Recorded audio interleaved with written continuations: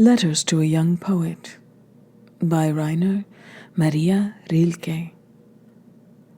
Letter 1. Paris, February 17th, 1903. Dear Sir, your letter arrived just a few days ago. I want to thank you for the great confidence you have placed in me. This is all I can do. I cannot discuss your verses, for any attempt at criticism would be foreign to me. Nothing touches a work of art so little as words of criticism. They always result in more or less fortunate misunderstandings. Things aren't all so tangible and sayable as people would usually have us believe. Most experiences are unsayable. They happen in a space that no word has ever entered, and more unsayable than all other things are works of art.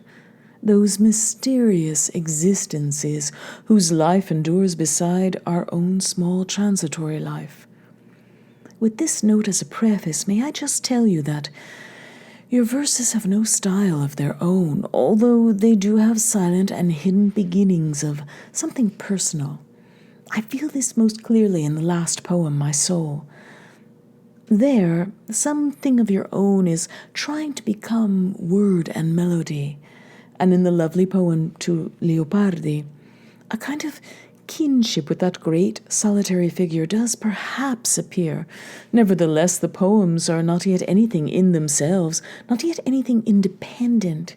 Even the last one and the one to Leopardi.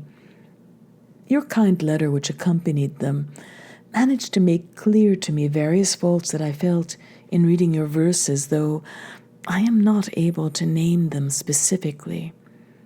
You ask whether your verses are any good. You ask me. You've asked others before this. You send them to magazines, you compare them with other poems, and you are upset when certain editors reject your work. Now, since you have said you want my advice, I beg you to stop doing that sort of thing.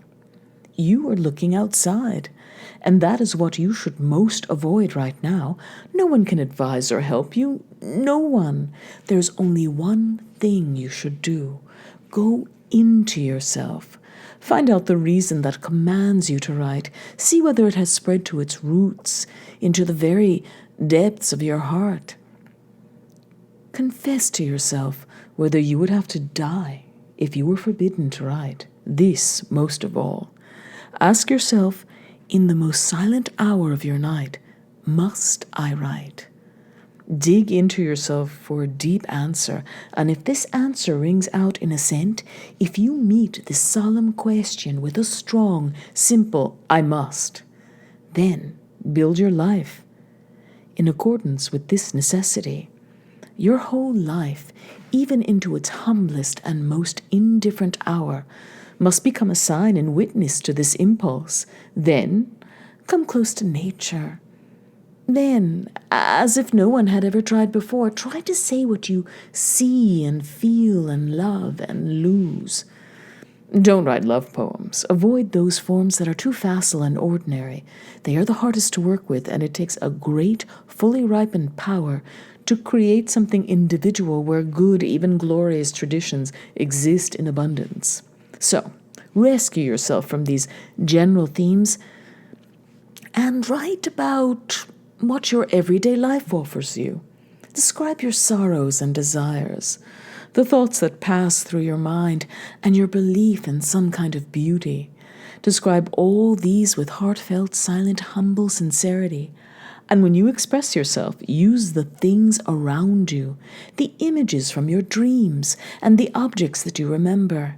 If your everyday life seems poor, don't blame it, blame yourself. Admit to yourself that you are not enough of a poet to call forth its riches, because for the Creator there is no poverty and no poor, indifferent place. And even if you found yourself in some prison whose walls let in none of the world's sound, wouldn't you still have your childhood, that jewel beyond all price, that treasure house of memories? Turn your attention to it. Try to raise up the sunken feelings of this enormous past. Your personality will grow stronger. Your solitude will expand and become a place where you can live in the twilight, where the noise of other people passes by far in the distance. And if out of this, turning within, out of this immersion into your own world, poems come, then you will not think of asking anyone whether they are good or not, nor will you try to interest magazines in these works, for you will see them as your dear natural possession, a piece of your life, a voice from it. A work of art is good if it has arisen out of necessity. That is the only way one can judge it. So, dear sir, I can't give you any advice but this, to go into yourself and see how deep the place is from which your life flows. At its source, you will find the answer to the question of whether you must create. Accept that answer, just as it is given to you, without trying to interpret it.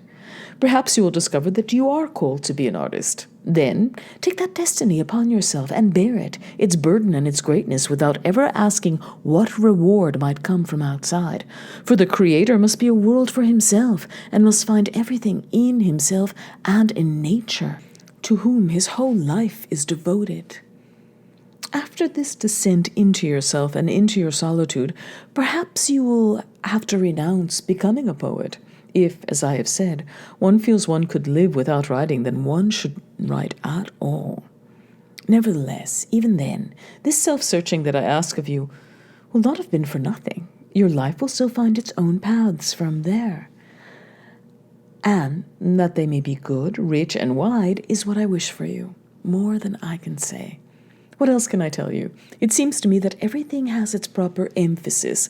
And finally, I want to add just one more bit of advice. To keep growing silently and earnestly through your whole development.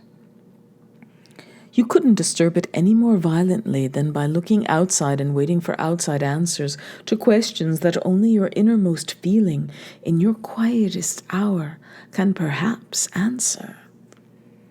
It was a pleasure for me to find in your letter the name of Professor Horacek. I have great reverence for that kind, learned man, and a gratitude that has lasted through the years. Will you please tell him how I feel? It is very good of him to still think of me, and I appreciate it. The poem that you entrusted me with, I am sending back to you, and I thank you once more for your questions and sincere trust, of which, by answering as honestly as I can, I have tried to make myself a little worthier than I as a stranger really am. Yours very truly, Rainier Maria Rilke.